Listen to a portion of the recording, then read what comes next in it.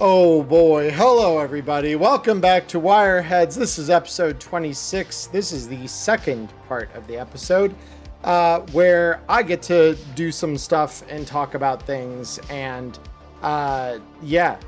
this week we are going to be doing some fun discussions about cyberpsychosis and what it is and how it's used and all of that stuff. For those of you who this is the first time you're watching us though, my name's Emmerron.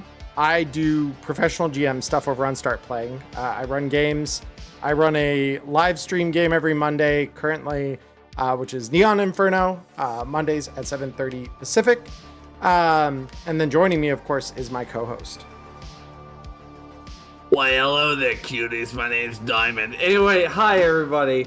I'm Diamond Dust. I, too, am a professional GM, and I run Black Spark, a Cyberpunk Red live play on Wednesday nights over on my channel. And, Emmerron, why are we talking about this? Well, a viewer, listener, someone on Spotify who enjoys our content at one point, this was several months ago. So to that viewer, I am sorry it has taken us this long to get to this topic, but you understand we've had a lot to talk about. So I hope you'll forgive me. But they requested, there's a couple of topics they requested. I think there's like 6 or 7 in the comment. Each one of which could be its own show. And I think that is kind of their intent, is that like we look at them every now and then. But they asked how to use cyberpsychosis in a game, or specifically how to use cyberpsychos. I wanted to expand upon that topic because cyberpsychosis is one of my favorite things about Cyberpunk Red. Like, unironically, I love cyberpsychosis. I think it adds a lot of very interesting things, and there is a lot that it has to say about the way someone loses themselves in a society that doesn't care about people, right? It doesn't care about individuals. It cares about the power structures that have been built in it. Money, yeah. Money, authority, power, all those things, but not the individuals that make any of it possible. Like that, we don't have anything that we can relate to IRL with that. I know that. That's why this is just in the game and definitely not real. You mean we don't have a major delivery service that definitely treats their workers poorly and have discovered bodies in their warehouses that were just never clocked out? Or a bank that just never checks on their employees that found dead at their desk? Yeah, we don't live in that kind of universe. That second one happened not that far from me, and it's really distressing that happened in my neck of the woods. Yeah, and it was a bit of a topic of discussion over in some of the security guard communities. I mean, I'm like, all right, which one of you fuckers did it? Like, that was when that story broke and everyone was talking about it. I'm like, this is not how I wanted Arizona in the news. Like, to be fair, it's a crapshoot. It's a 50-50 anytime that my state gets mentioned, whether or not it's going to be a good thing or a bad thing. And it's like, that was horrific on an existential level. I cannot properly express that. Cyberpsychosis is our topic right now. So let's, of course, yeah. And this is why it's important, because there is a lot that happens in our real world that actually comes down to like, I wonder why that happened. And you look at it and it's like, all right, well, did they have a support network around them? No. Did they like have like anything resembling like proper health care, healthy food, well-established, like healthy, like work-life balance, sleeping habits, like, oh, of course, work-life balance, you know, the 16 hours you spend up during the day, you're working, and then you spend your 8 hours sleeping. Perfect work-life balance. You get your perfect 8 hours of sleep. Yeah, no, that's pretty much how my soul screams at that. Anyway, Cyberpsychosis, especially now that the CEMK is out. That's where I'm like, when this question got asked, actually, it was before the CEMK was out. And I had, at the time even, plenty to say about this. But now I've got even more. Because the CEMK just, oh my god, the humanity updates in the CEMK were like next level. Like, when I say that was a game changer, I actually mean that like with my whole chest. Because it gave better examples. Like the core rulebook examples were really lacking. Because like Jay would say like, well, this is just how it always worked. It's just that, you know, we expected you to parse it. I'm like, yeah, but like without examples or gameplay, like that's expressly told to us, like this does or does not do that. Like it's really hard to parse generality when you don't know what kind of falls under the umbrella. So the fact that we got more nuanced examples in the CEMK really, really helped. Because I know, like, in my Start Playing gigs now, I use those rules all the time. So to give you an idea, before these updates, what a lot of people would do is, if you weren't playing before, right? Those of you who are old hats, this is not going to be a surprise to any of you, I think. But for those of you who don't have the context, what would happen is you'd spend 500 eddies a month living in a cube hotel, which is the cheapest housing option you have available. You would spend 100 eddies a month on a kibble lifestyle, which is like the bare minimum shit. And you would just spend all your money on cyberware and like edgerunner shit. And you just, that's all you do. And you come back to your little cube hotel at the end of the day and be like, ah, yes, here's my pillow in my cubicle of a room and I can sleep. And then I go out and do another day of edge running. And no one would ever bother upgrading because there was no mechanical deficit to keeping what you had at the lowest level. And there was no real advantage to getting the stuff that was up at those higher levels. And on top of all that, the higher end stuff was expensive as fuck. So why would I buy expensive as fuck things if it doesn't matter?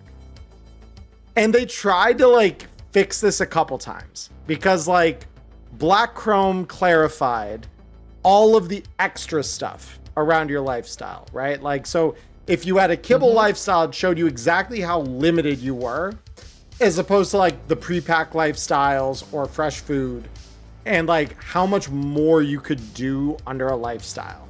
And that got some people then, right? Yeah, not getting nickel and dimed, and like that got some people to switch, but they were still doing it out of a cube hotel half the time because they're like, well, there's no benefit to like updating my living conditions. And so now the question became like, well, how do we incentivize players to get out of the fucking cube hotel? And the solution you see is you make those things exist specifically in bad districts for the most part. Cube hotels not so much, but like cargo containers pretty much only exist in districts where there's a threat of you getting your ship broken into. And most cube hotels, I would argue, probably exist in such a state that like people are going to try with those. The moment you get up into a con-apt, that gets a little harder because then the building probably has some level of security.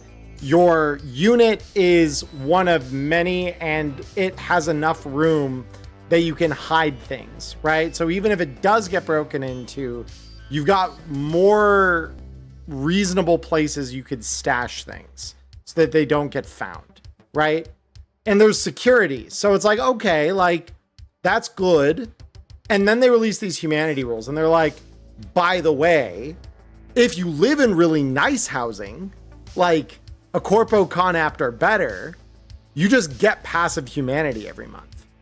And if you use better lifestyles, you get passive humanity every month. And if you spend time with your friends like you're an actual crew, you get humanity. Fucking party. If you spend time relaxing, you get humanity. Like, all this stuff just stacking on, because beforehand we had a lot of negative consequences that could influence your humanity, but no real positive outside of therapy. Now we have all this stuff that like gives you plus and minus. Humanity now is much less a secondary currency and much more a dynamic thing that you have to constantly be monitoring and like adjusting for, right? So with that said,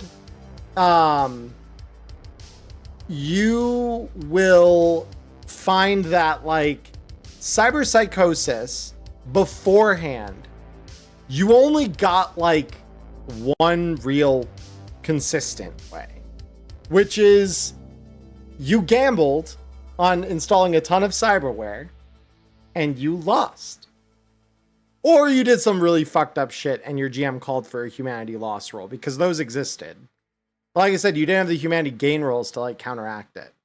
So like it felt very one-sided and extremely punishing, because it wasn't like you got good boy points for doing the right thing, right? You only got bad. You did bad. You killed that innocent person, which to be fair deserves a consequence, but it's like without a counterbalancing consequence, it never felt right. Because Diamond, before these changes were published, how did you handle that element of it? Were you giving like humanity gains and things like that? When you did things that, you know, helped you improve as a person, such as, you know, connecting with people you care about, doing, doing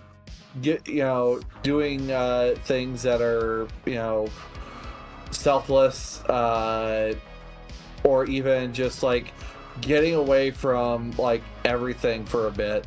Hell, I even allowed some people who, you know, I've allowed someone who, you know, drugs happen to be a part of what they do to kind of forget it all. And I was just like, okay, well, how are you doing this? Like, well, this time compared to, you know, just trying to party, I'm going to go out to the edge of the city. I'm going to park. And I'm just going to get myself a little bit high, and I'm just going to watch the stars. Yeah. And, you know, just... And, like, yes, you could even gain humanity for touching grass. I mean, yeah, to be fair, when you live in an oppressed city the whole time, like, yeah. I mean, that's kind of the interesting thing, is later on when we got the updated humanity, it specifically labeled not being in this, like, being in a city oppressed by all the information there is like a direct negative consequence on your humanity. So getting away from it is like, by consequence, probably really good for you. Cold Spider nailed it right on the head, what it seemed like with therapy and Chrome. But yeah, Shanghai, like the party in my Shanghai group, they got together, they enjoyed some time together, spent a lot of money. And I didn't even realize this was a mechanic that was coming down the chute at the time. They spent a lot of money. They jammed out together. They were just enjoying being a crew. And I gave them some humanity.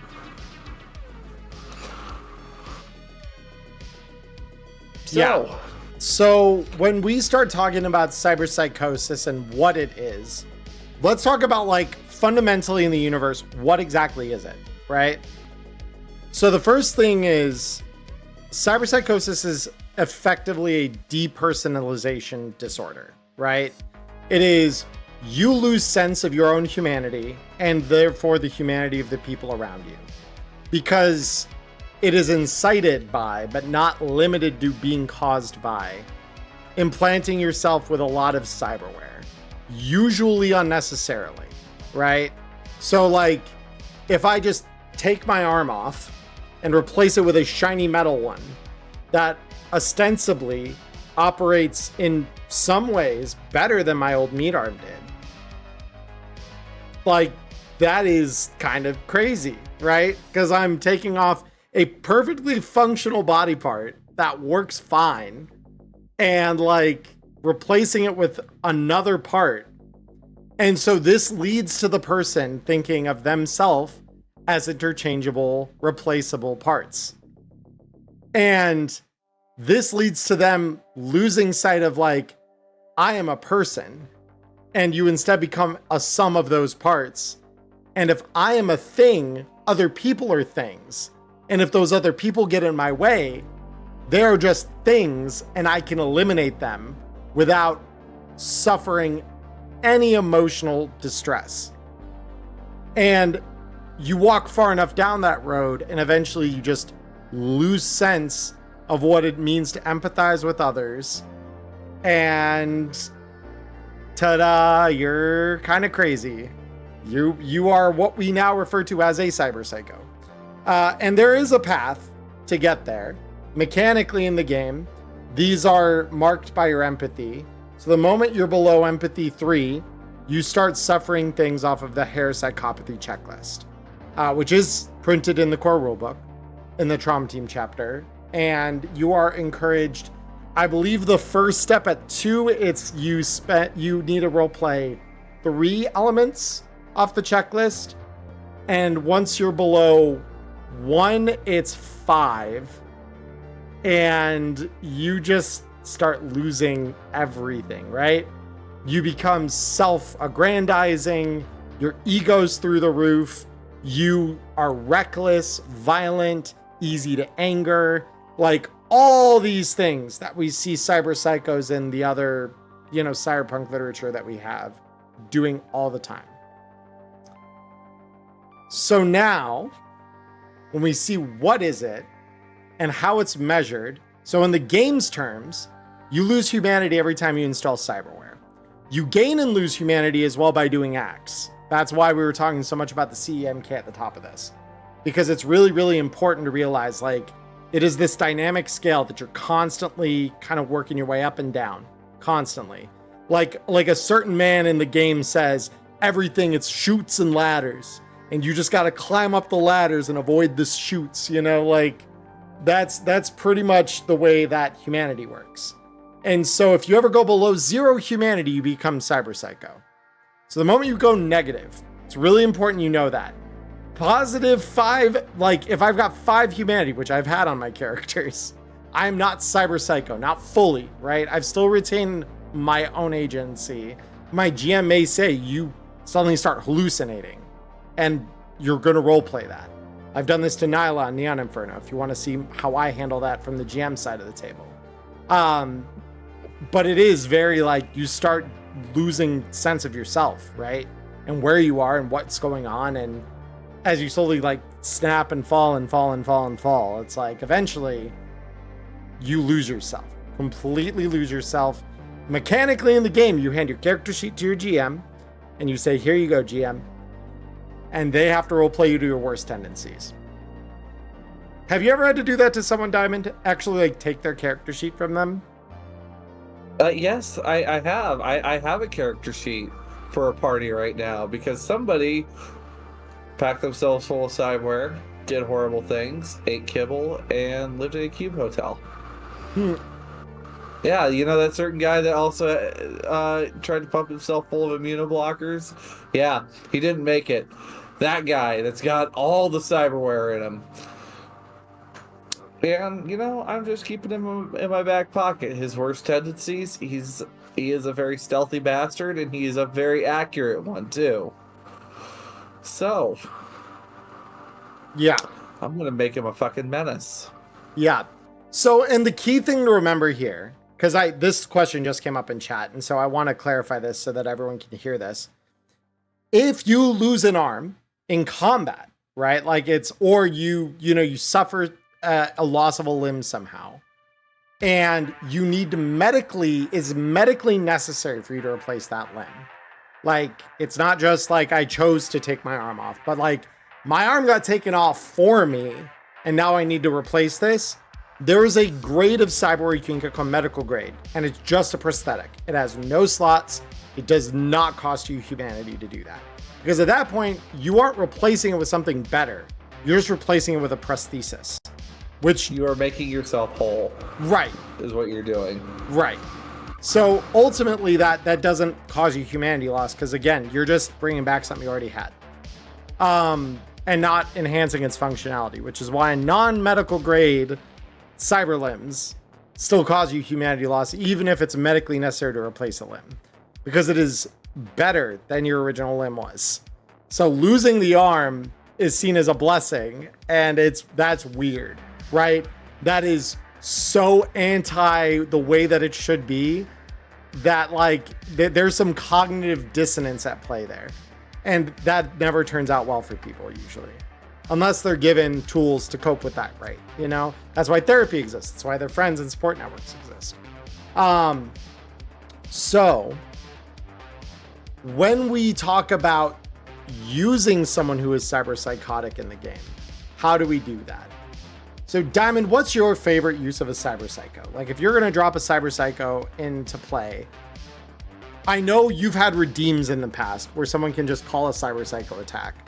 But like if you are writing it in as like an intentional thing, if I'm writing it in. Yeah. So for me, it really depends on the style of play that we're working with here. If this is like a group where stealth isn't something that the group has to worry about, I will use a stealthy cyber psycho.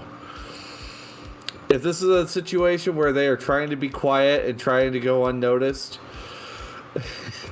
well, it just so happens the wall right in front of you bursts open, and here comes a freak right out of this freshly made doorway. And other cyber psychos. Nightbot's just deleting my ad. My bad. Yeah, I got it. I'm gonna repost it because that's not. There we go. Because I'm like, for some reason, my moderation tool just doesn't like yours. I don't know why. It's weird. I will fix that.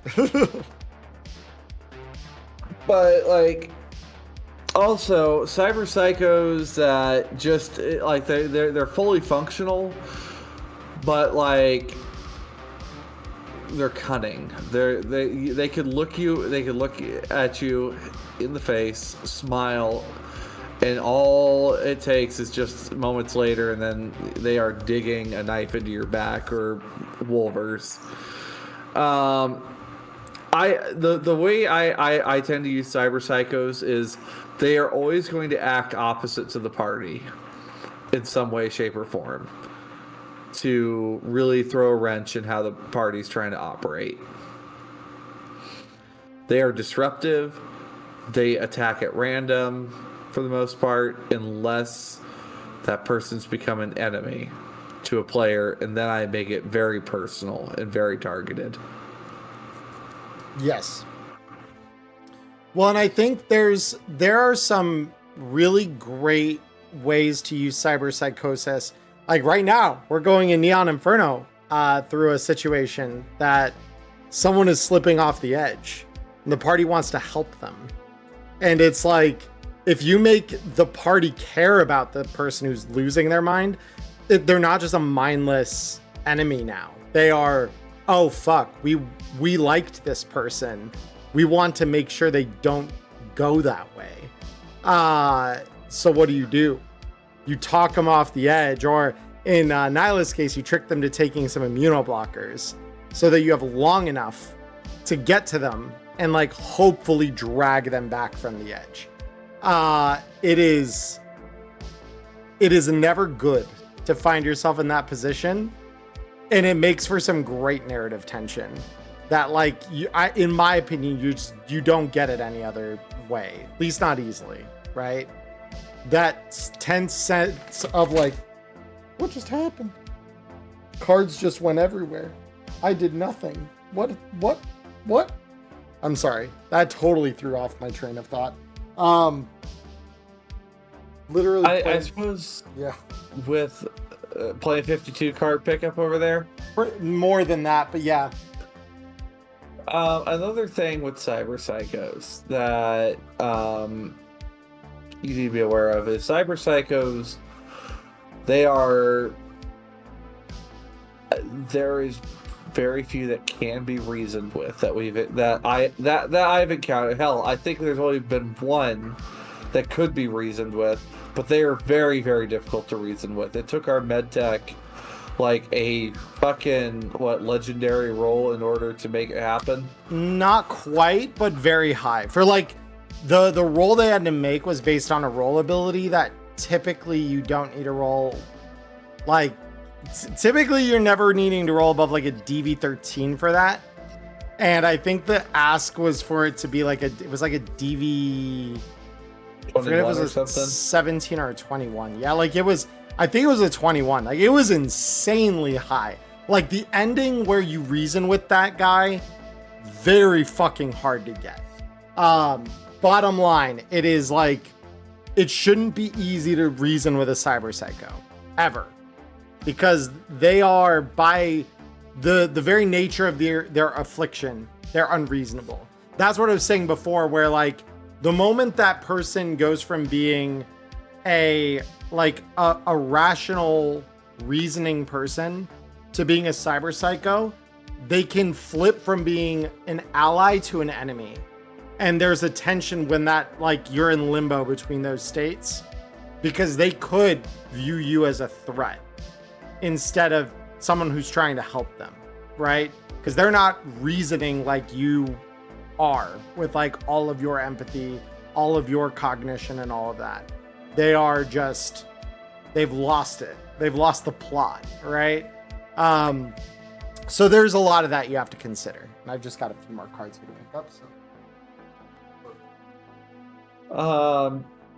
Also with cyber psychos,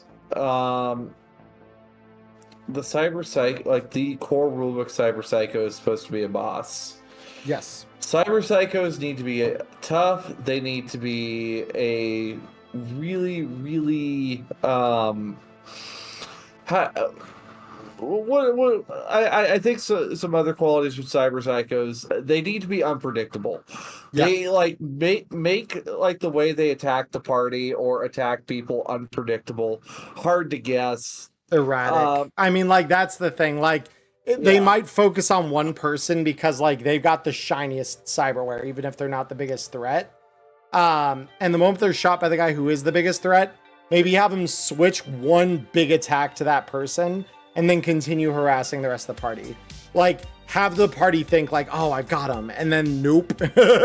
No, you did not. This guy is a rampaging psychopath. Treat him like one. I mean, also, cyber psychos have motivations. They do.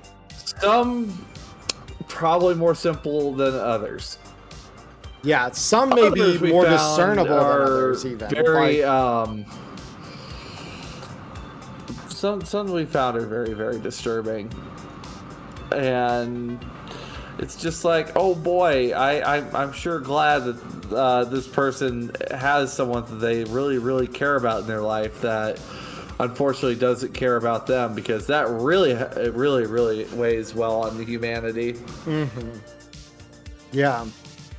Well, and it's really interesting too, because when you see cyberpsychosis manifest in someone, in a lot of cases, like when you're not just treating them as like a boss body, which is, again, I think the core rule book, making that the only boss that you encounter, like, is it deserved as a boss statistic? 100%. Of course it is. Because like the thing's got like 5 different pop-up weapons. Like, yeah, that's very boss-like. But the fact that it's reduced to just being a boss mob in the context of that core rulebook, I think is doing some of the ways you could use a cyber psycho more creatively a disservice. Because it makes players think that, oh, well, all cyber psychos are raging, violent lunatics. They're not. Like, all cyber psychos probably have, like, they're chrome to the gills, and they lost their humanity because they went overboard on their chrome. Not always. Sometimes they just depersonalize to the point that they just lost it. They're actually pretty lightweight on chrome. Like, that is another thing to, like, look at when you're thinking about it. Another thing, I have an executive cyber psycho that nobody's encountered yet, TM. But the thing is, he had a little bit of chrome, but the stress of his job got to him to the point that he kind of snapped, but not in a violent way. But it's very much that cold response to everyone. Works well, works fast, but has no issue doing horrible things to their office mates to get them out of the way. Right.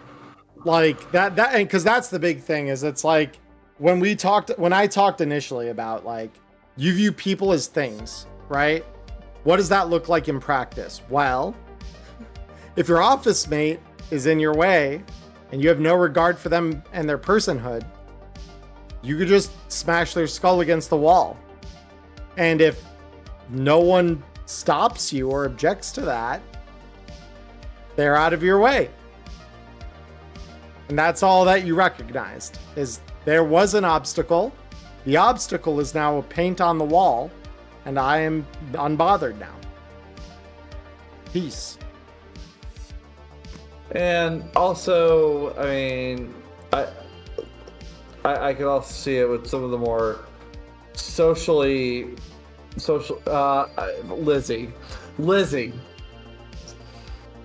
Lizzie's a great example of someone who's borderline cyber psycho. Yeah. She's one of those cases where, you know, she's for the most part functional, despite, you know, the fact that she is, you know, slipping. She's riding that edge hard, man. Holy shit. Also, I remember one time another GM, we had a cyber psycho encounter, and I said, fuck it, I'm calling, you know, the police on this. We don't have the means to deal with this right now. So, you know, they're sending max tac because, you know, it's set in the 70s. And the last thing we hear is just what happened before a gunshot flatlines the psycho. It's like, what's worse is not so much the psychos that are like really lost in the sauce, but those that are waving in and out of it. Those are the tough ones to watch. Well, and the best part about it is when you realize that max tac, like you want to know a really effective way to use cyber psychos in your setting, make it so that some of them got rehabilitated and are being used. Because that's literally how max tac recruits. They find the cyber psycho that they can subdue without killing. They subdue them. They therapize them to a point. Like to 2 empathy kind of point, right? They're still not healthy mentally. They're right on the edge, effectively. But they hold them there, right on the edge, and then make them an officer. Because, you know, officers in max tac should not have problem killing other people. Regardless of how dubious the killing is. They should have no problem with it. So you have to keep them just above the edge so they can be controlled and follow commands. But that's where they stay. Right there on that edge. It's beautiful. And another thing with cyber psychos that I have found is when you are using a cyber psycho, not all cyber psychos are going to be built the same when you do these encounters. Sometimes maybe the person, you know, it didn't take much for them to snap. Maybe it's you know, first time you know, for someone that decided to, you know, chip in for the first time, and suddenly they went a little too hard on the cyberware their first time around, and they fucking lost it. They could have been predisposed to be low empathy. I mean, like, that's the thing. Some people just are born with a lack of natural born empathy, right? And those people already are naturally suffering those same problems that cyberpsychosis exacerbates in healthy people. So what happens when you throw gasoline on an already lit fire? Like, it happens. right Boom. away. Boom. They snap. And like, maybe it's not violent, but there's going to be something. They do something fucked up somewhere along the way there because of the lack of their regard for a human being's personhood. And like, we see examples of this in Tales of the Red.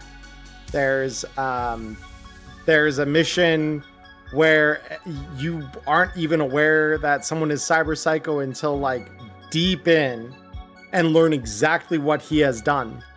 And then it's like, brother, what? Like, we didn't figure it out my first time I played.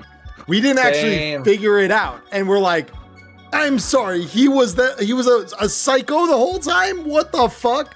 Because he doesn't show it. He's not a violent killer.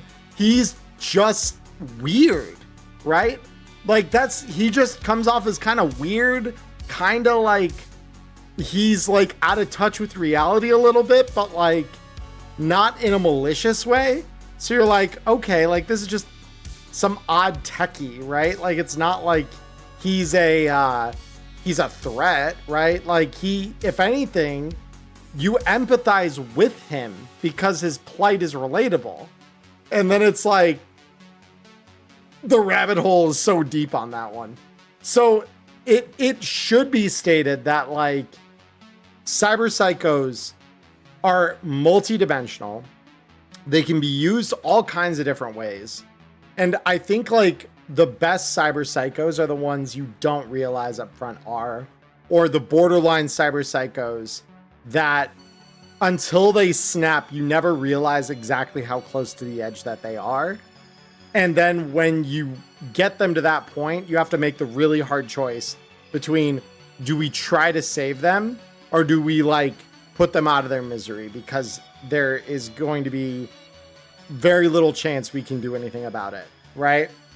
Because it's always a Sisyphusian task to pull anybody that far gone back from the edge. It is always hard to do that. So, I don't know. A psycho I have in my setting, they happen to be a bit of an Elflines fan, alright? They got themselves a nice sculpt. They may or may not have gotten a little too lost in their sauce, and, well, you know... Oh, what's up?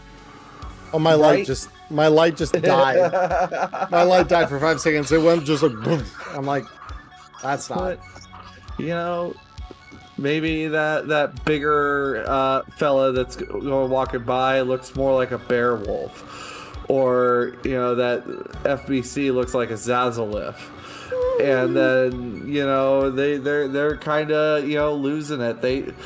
They don't think they're in Night City anymore. They think they're in the They've got a tech who made them a custom archery or like a custom bow that's the Scarlet Black bow, and they use that IRL to do the things they do to protect themselves.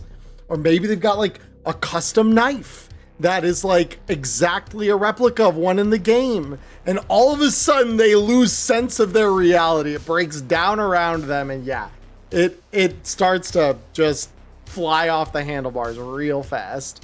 Like, oh God, I could see it like TCG hallucinations of just, throwing the card out there and it just looks like it's summoning it. Oh my gosh, I could see some real hallucinogen bullshit going on with the Elfline Psycho here. Better yet, Segatari has created an app that only works if you have an internal agent that interacts with your optics, right? Like, you have to have a Chiron for this. Oh, no. And it creates... Oh, yes! It creates holograms of the cards on the table before you when you play the TCG. Just, like, imagine someone who depersonalizes that way. Like, yeah. It's,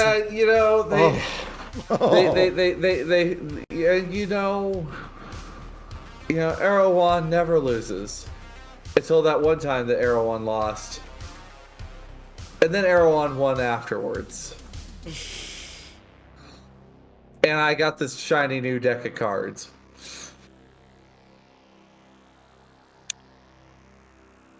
Yeah. Oh. Yeah.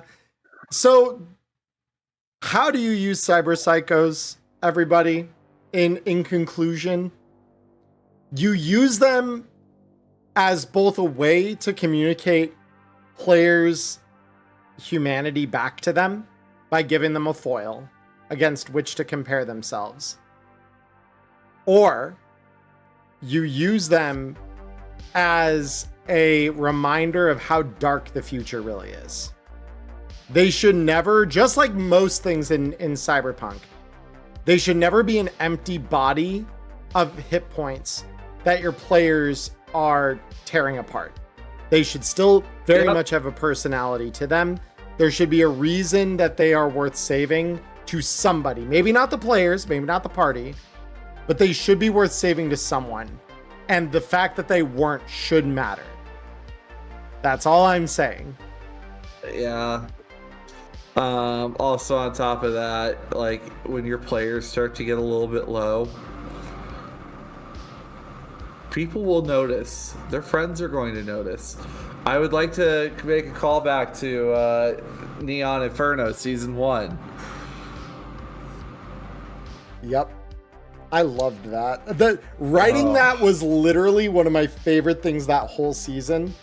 So for those of you who haven't seen it, I highly encourage you to go back and watch it, even though I know that's a commitment for people. Like, it's not a short series, nor are the episodes short. They're like 4 hours a piece at a minimum. But that one episode is very, very good, I think. I'm proud of it from my perspective as the GM who has to kind of do that.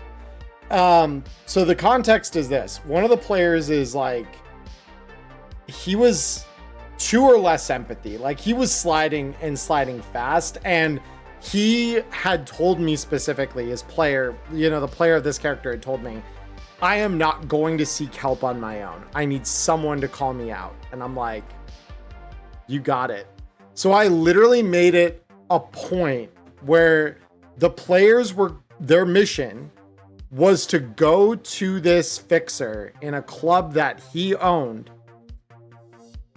and call him out on being a confidential informant and make sure that he wouldn't continue to narc on the operations of their boss, basically, to the NCPD. And turns out his gang didn't know that he was doing this. And he was doing it for all the right reasons, because he had a community that needed him. And he was like their lifeline. So the party takes him back to his apartment, and on the way they're intercepted by 2 children who say, "Did Uncle Fridge do something wrong?" The whole party was like, "Oh no, we're the bad guys in this situation," with one exception, who still wanted to, like, he's like, I don't give a fuck who this guy is to these kids. He deserves to die because he made our lives worse. And I'm like, I love that that's your energy coming into this, because this is why I wrote this scene. So the party starts interrogating him. He gets dosed with Veritas, and he looks at the guy who's losing his humanity slowly, and he says, "You are going to get people killed." And turns into, "What the fuck you say to me? You or all these people are going to die, and it's because you can't keep your cool. So you either need to figure that out, or you need to be okay with the fact that you and everyone in this room will probably be dead, and it will be your fault." And he had to go into the bathroom, look in the mirror, splash water on his face, and he's like, his takeaway after they walked out, without killing the guy, I might add, is, "I need help." And I'm like, yes! Like, that was such a victory for me. Yeah, I was like, yes, that did exactly what I needed to.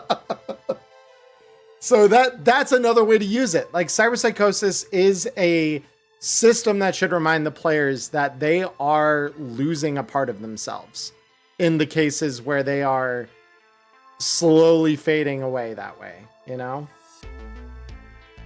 So yeah, it's a very good system. Highly recommend reading into it, engaging with it.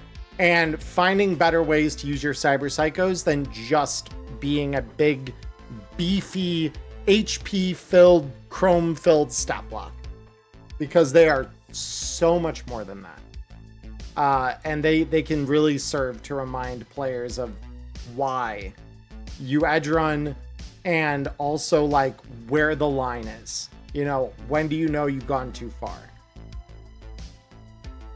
So, with that said, Diamond, any final thoughts about cyberpsychosis before we delve into Q&A? I think we kind of nailed this one on the head. Mm-hmm. All right, beautiful. So Q&A. Have you got any interesting ones for us this week, Diamond? I have one. Let me put it on the list here. Okay. There we go. That's better. Because I know I had one earlier that I would be happy to start us off with there we go. So the first question, I kind of extrapolated it, because the real question is cyberware traceable? But the stem of the question was, how do you become untraceable, right? In Cyberpunk Red. And my answer to that is, you're never truly untraceable, ever. Someone knows how to find you, no matter who you are, right? No matter how careful you are, someone knows how to find you. Whether that's your crew or your fixer, or, you know, people that you associate with regularly, someone somewhere knows where you can be found. Unless you are like completely non-habitual, which no one is. You're one of them mole people. So as far as is cyberware traceable, it depends on the cyberware, I think. Does it have signals? If so, probably it can be traced. If it doesn't emit signals or scan or anything like that, then you stand a slightly better chance of not being traced. But like, people can still, there are scanners for your cyberware, right? Yeah. So like, I mean, yeah, we have the, you know, the cyber scanner, but like, if you're worried about your cyberware being traced, yeah, don't worry, unless unless you're tied to organized crime, a private military or corporation where they gave you that cyberware, you should be fine with the cyberware that you have. However, to make your character untraceable, you would have to, oh gosh, you would have to keep roaming from place to place and just not being seen. Nyla, that's a very interesting question. Yes, sometimes.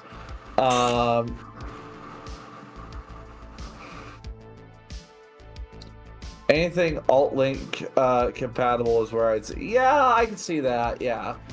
Yeah, like that's where it starts to get, like, in the time of the 2070s, it gets very easy to trace you, because if you have cyberware at all, you have a neuroport.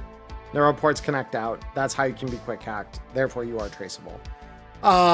In the time of the Red, it's a little trickier, because like global comms and a global net aren't really a thing. So most identifiers are localized to a specific area, whether that's the city or like a building or something, right? Like, but networks and identifiers are like, they're much more localized. They're not going to be broadly applicable. So that, yeah, it gets to be a question. Of course, a corp with enough means can probably embed your cyberware with a tracker that is wholly independent of the function of that cyberware. So if you're making a deal with the devil, so to speak, then yeah, they could track you. Like, but unless you've had something like that happen, or someone sabotaged your cyberware while you weren't able to do anything about it, like say your Ripper Doc got paid off by a corporation who's hunting you to embed one, like they didn't know where you were or when you'd be back there, but they knew who you would go to. So they told that Ripper, you do this, and either the Ripper gets left off the hook for something that they did or were perceived to have done, or they get paid off. And, you know, the corp then comes knocking on your door and says, hello, we're here about your life's lack of warranty, and they try to kill you. So yeah, that would be my thing. Like, and as far as like, would I allow my player to try and go for it? Maybe. It depends how angry they would be when you would inevitably come knocking with an authority figure anyway. Because inevitably, somewhere, somehow, they're gonna make a mistake. And someone's gonna find them. Like, it's gonna happen. Like, Diamond, is there any good, permanent way to, like, truly be untraceable? Get you a box at the Columbarium. I'm sorry, too morbid. No, that's pretty much spot on. Yeah. I guess leave town and just hope that you're going as far as you can. Go to the bottom of the ocean. Don't float back up. There are the deep downs. True. You could go to the bottom of the ocean and have that not be a veiled way to say you died. Yeah. But other than that, like, anywhere you are, like, on the street, your bartender knows who you are. Your fixer knows who you are. Your fixer's fixer probably knows who you are. Your neighbors probably know a thing or two, especially if you're the problematic neighbor. So Nyla asks, and I'd like to know the nature of this, because it's a fairly quick hit, but it's in vein of the question that we're already talking about. Is there anything stopping you from tech upgrading a neural port? No, in theory, but like depends on the tech upgrade that you're actually looking to apply. Like if you're talking a tech upgrade to make your neural port unhackable, that's probably not possible without just like removing all of the neural port's ability to like make hollow calls and things like that. Because it's only because your neural port connects out that things can connect in, and you need it to connect out to do certain things. It's like, can you air gap a computer and make it unhackable from wireless attack? Sure, but that computer now can't use the internet, which for some people might be the point, but usually that won't be for your neural port, right? Usually you want your neural port to sometimes connect out. Yeah, have nowhere, get body sculpting every day from different docs because you killed the last one. Have stealth, cryptography, forgery, LXSec tech, etc. to manually cover all your, like you're playing an uphill battle against constant paranoia, basically. There's no winning that. Someone will find you. Yeah. At the end of the day, the street always knows. Yeah. 100%. Your reputation alone can help someone find you. Even if you try to keep that as like low key as possible, someone will find you inevitably. If they're looking for you, if they figure out where to look, the right places to look, they'll find you. And they'll find someone with like morals that are flexible enough to be bought out. That is the way I look at it. Yeah, and this question is actually really relevant for today, that we were also given. When is a mystery or a heist appropriate for a job? I mean, are you trying to steal something? If so, a heist is probably appropriate. So I suppose if we need to put this into a box, like, if we had to do like an A/B like switch selector, are you trying to kill a person that did this? Yes. Okay. Do you know the identity of this person? Yes. Then I guess a heist, but Well, I like a heist there's style job. there's a third flow branch to what you're already describing. What's the third one? Do you know where to find this person? Like Yep. yeah, do you need to kill a person? Yes. Do you know who they are? Yes. Do you know where to find them? Yes or no? If no, yes, you use an investigation, because now you need to anytime you need to uncover data to complete the game at hand, it becomes an investigation. In one way or another. And the investigation is not always the whole job. That's kind of where like the new DLC kind of explores that, right? Where it's like sometimes it's just one beat or a couple of beats of an overall job, right? It's not the whole thing. But like for those few beats, you do need to solve the investigation to find out who someone is, where they are, you know, or like where something is, right? If your goal is to steal something, there might be an investigation about where to find the thing, right? So, yeah, that's where it's not so much like to simplify the question a little bit. Asking when is an investigation or heist appropriate for a job isn't really a good question. It's more saying, what is your job trying to accomplish? And is an element of it unknown or not, right? Is the thing you want to get or the person you want to get to protected or not? You know, and then like based on that, you determine what is needed. Sometimes you'll have both an investigation and a heist. The investigation leads to the heist. So like it's more of they're tools, right? They're frameworks for you to use. Not really like it's not a question of propriety. It's more of a like, do the parameters align to say that this is the right framework for your gig, right? So, so looking at this, it's very much more like use the beat chart. In my opinion, use the beat chart when you're planning this, and depending on what your developments are telling you, maybe this needs to be more of an investigation, or this might be more of like I guess a quote unquote heist or a gig or a hit or some form or another of job that's not really like investigation. Right. Well, and that's the thing. Like, if all parameters are known, you don't have an investigation. There's nothing to investigate, right? Like, the investigations, even as beats, are just meant for you to learn about something and start putting pieces of a puzzle together.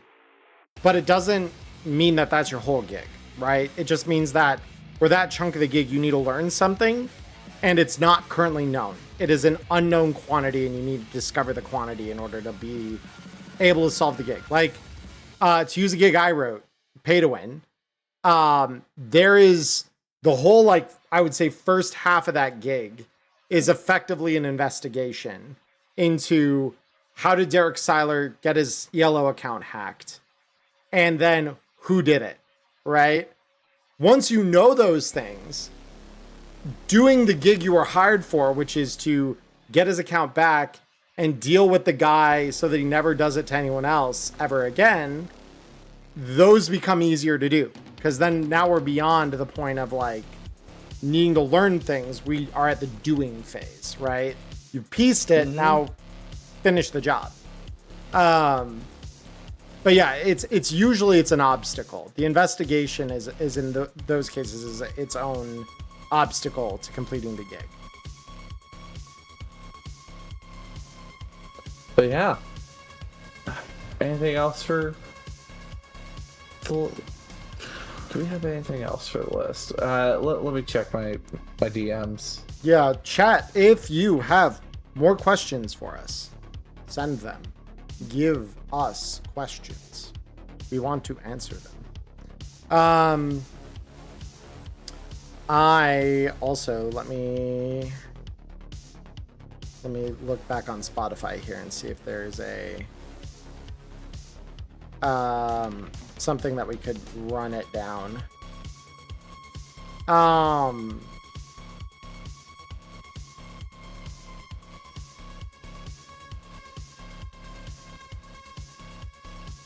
Okay. This, and we again, some of these, I think most of these, I would argue, we'd probably want to explore as full topics, not just a Q&A. Okay. But to prime one here, when do you, as an edge runner, sell out? Oh. Ooh, I might need to actually think on this one. It's a very personal decision, I would say. I mocked a group once, very lightly, lovingly, but I did mock them. When we played through the jacket, and there's a beat at the very end where you're given the option to help a character out of pure altruism. There is no reward other than being altruistic. So the party, knowing that there were certain risks in doing this, say, yes, we're going to help this person. And prior to making this choice, they'd been writing like, yeah, we're edge runners. Fuck the corpos. Yeah, we're so fucking cool. Look at us. Oh, we're so good. And then they agree to help this guy, walk out the front door of the club that they're in, and they're confronted by a corporation, very powerful corporation, and demanded to hand over something they had. It's just a fucking bottle. Well, that was your group's take on it. This was the other group that was running at that same time. That was a different thing. That I'm not even talking about that. Yeah. So this group, they're like, yeah. So again, reminder, 5 minutes prior, they're like, yeah, fuck corpos. We just fuck these guys. Corpse pull up outside. And what do? They immediately sell out. They immediately are like, well, if we engage these guys right here, we're probably dead. And so they make the choice to sell out right then and there on that set of their morals. But they're still like, oh yeah, but we're going to help this guy because, that's the right thing to do. So they go out with this guy to the edge of town to do a small mission with him, only to get ambushed. And they try to negotiate with the ambushers, and it fails after only one round. And then the moment it fails, they're like, nope, fuck this, we're out, bye. And so I think what I told them, I'm not sure if this is verbatim, but it's close. I said, oh yeah, yep, you're real edge runners. You sold out to a corporation and abandoned a kid to die. But hey, at least you got your lives and your eddies, right? Oh, goodness. Because sometimes that's it. Was I gonna die? Is the death worth it there? Like, is this a hill quite literally that you're gonna die on or not? If it's not the hill you're gonna die on, you're probably gonna sell out. That's just the reality of it. Like, you will compromise your morals if it's not a hill that you're willing to die on. I suppose me personally, like selling out to corpse. Now, when we sell out to corpse, like, is it like taking a deal of like doing a job for a corp, kind of selling out, or what do we think? Like what? Like where do we draw? Like what is like the bottom line of selling out to a corporation? So I have no issue doing jobs for corporations, but I'm not going to be their personal little, wirehead or anything like that. Well, I think selling out, by its implication, is you somehow compromise your personal values in that transaction, right? Like, there's a benefit to you, but part of the cost you're paying in the moment is compromising your morals and like the things you stand for. So that, I think, is at a bare minimum, you have to be going against your moral grain in order to truly sell out. Like, doing a job for a corp, knowing that it's not something that is antithetical to your moral compass, is totally fine. But what happens when mid-op you find out you helping that corp is suddenly like gonna hurt you or people you care about, or a cause that you believe in, right? Like, what do you do then? Do you still complete the job and accept the corporation's money? If so, that's selling out. If not, and you stand firm and say, no, I'm not going to complete this because I don't agree with what the corporation is telling me to do now, you haven't sold out. You know, you agreeing to do the job without there being damage isn't a sellout. The moment you discover damage and it compromises your moral compass somehow, you've sold out. If you agree to go through with it at that point. Okay. Yeah. Yeah, no, I don't really sell out to corps. It's not my way of play. If they really wanted to get it done, go hire someone internally. Fuck off. What if that meant your character could be threatened with death? Would you still tell them to go fuck off? Right. I'd rather die an edge runner than live a corporate pet. And that's how you don't sell out, right there. And that's where it's like you find what part of you is your morals are inviolable. If you can discover that and hold firm when pressed on it, then that is you're never going to sell out on that, right? But everything is a sliding scale. There's no like binary I will or I won't sell out. It's like when pressed one way by one organization or group or whatever, you're going to sell out in some cases, and in others you don't. It's all about what do you personally value. It's not a binary you will or you won't, or do I, don't I? It's what do you believe in? Are those beliefs compromised when you say yes to this? If so, you've sold out and you're okay with selling out in that way. And how you feel about that after that's the burden you bear, you know? It's interesting. LCC has an interesting question here, actually. Would you consider the Modfire 10X, so our little suitcase modular gun, if you attached a silencer to it, to need 3 different silencers because you change batteries to make it a different gun? You change barrels to make it a different gun? Or barrels, yeah. The Modfire 10X, from the way I believe, if it's using that same barrel, I don't think you would need to change the silencer on it. I feel that is clunky and it's really a little unnecessary. I have a counterpoint. The Modfire 10X is exotic, therefore it can't accept weapon attachments. Boom. Yeah, right. Done. Like, yeah. If you tech upgraded to accept attachments, you'd probably have to create a custom one, would be the way I'd rule it. Because technically you do have to switch out barrels, but in theory you could design a silencer that's as modular as the gun itself, but it require at that point you're creating a novel weapon attachment because it is a unique gun. That would be probably how I would do it at my table. But again, like anyone listening to this out there, I'm not your GM unless I am, in which case now you know how I rule it.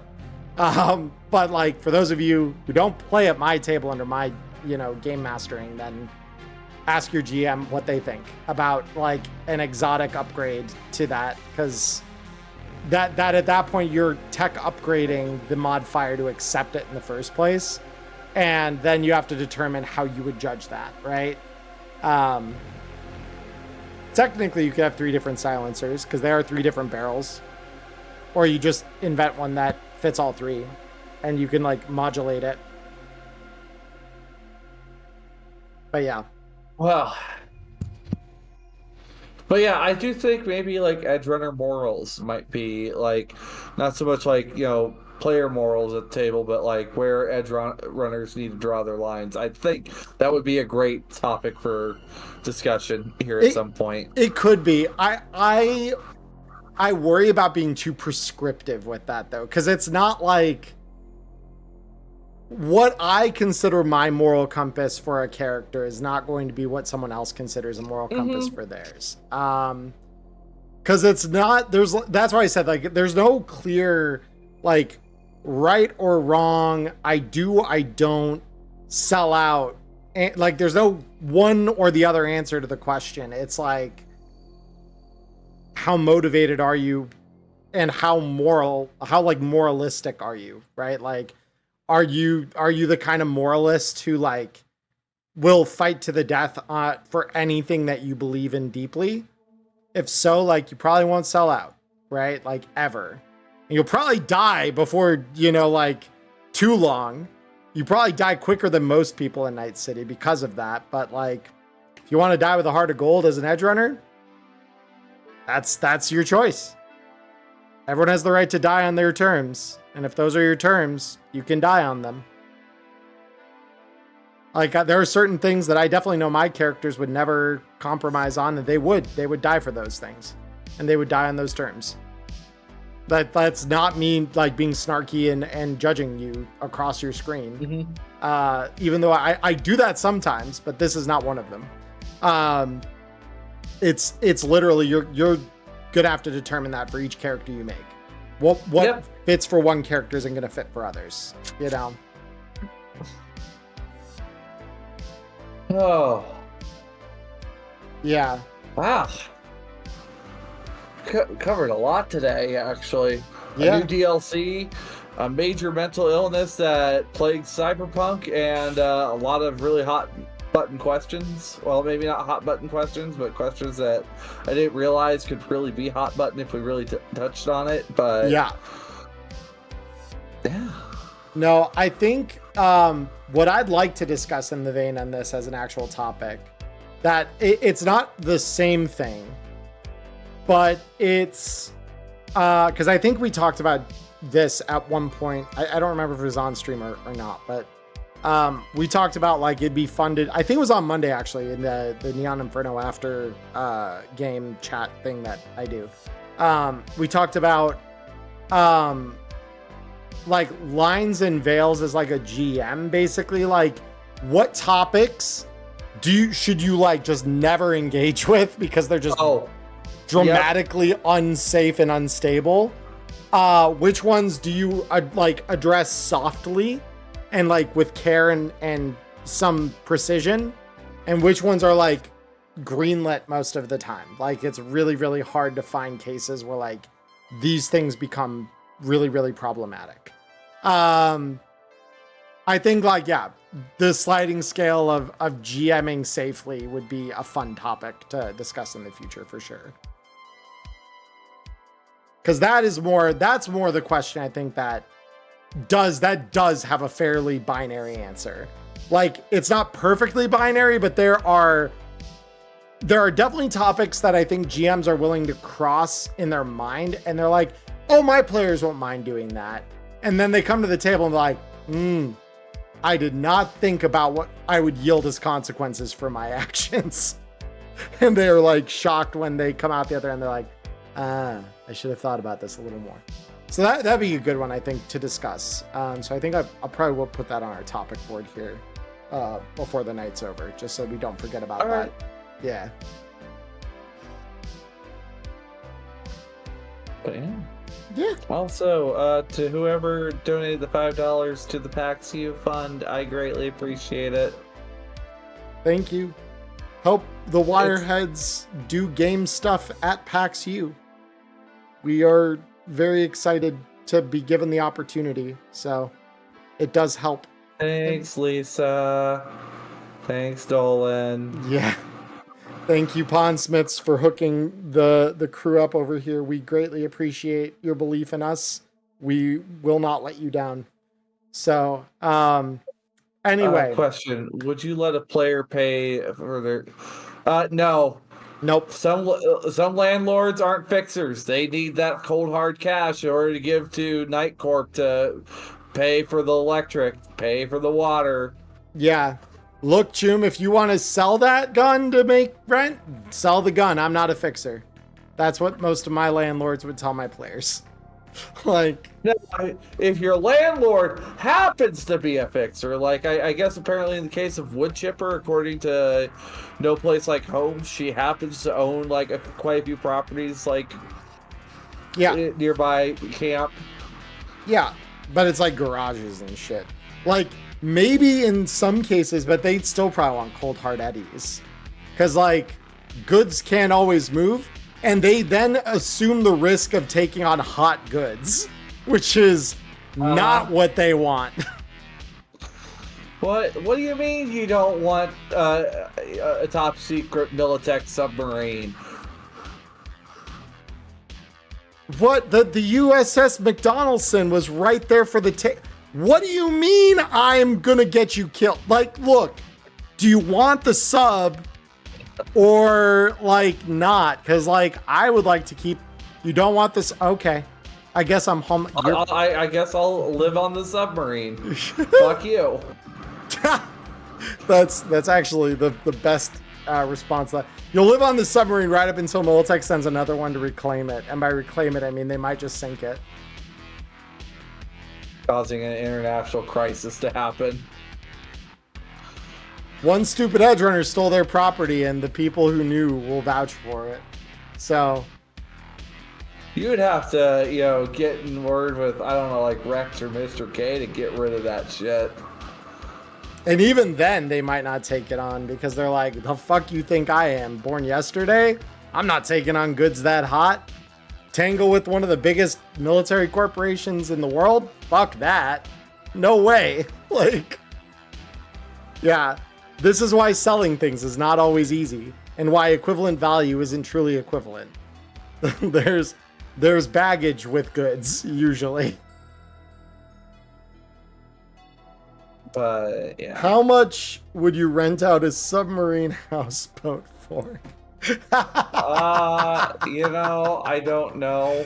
Depends on the size category. It's probably something the size of the USS McDonaldson. Probably that's like a, I don't know, 2-bedroom apartment, I would have to say, at least. Because of the space inside of it, you could probably treat it that way.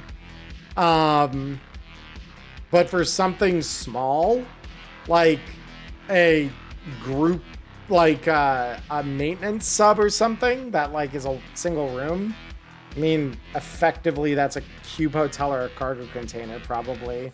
Like, but again, it comes down to like, is someone really going to rent you a submarine to live in? Like, a Nomad can upgrade a sub with a housing upgrade, potentially. But like, yeah, it gets tricky. It gets real tricky.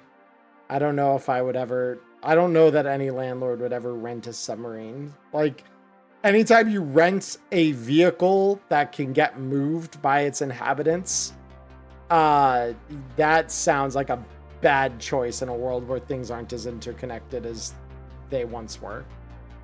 That sounds like your investment is about to float away to some other far-flung country. Yep. Yeah, like, so that doesn't sound like a sound investment. But yeah, I think that's going to do it for us though this week, guys. Yeah. So chat, thank you for hanging out with us live here. For those of you it's a pleasure. Yeah, for those of you on YouTube and Spotify, if you can, you should come join us. We do this every Thursday at roughly 4 p.m. Pacific time. Provided my game does not run super late, because that happens right before this. So if it does, we're a little later, but roughly there. If you look for us, you'll find us. But yeah, those of you specifically on YouTube, you did not watch the first half of today's episode of Diamond's channel, it will be linked down below. Hopefully when this goes live. We've had a few weeks where that falls through the crack for like a little bit. It's not, no, sometimes it's not your fault. Sometimes I'm like, yeah, I forgot to add that. Whoopsie. And I forget until like an hour after, and I'm like, oh shit, update it really quick. That happened this week. But it should be linked down there. Flame me in the comments if it isn't, because I definitely earned it. But that all said, I hope all of you have a wonderful morning, evening, or afternoon, wherever you are in the world. Stay healthy, stay safe, and until next time, peace. I am Emmerron. I'm Diamond. Goodbye, everybody. We will see you next time.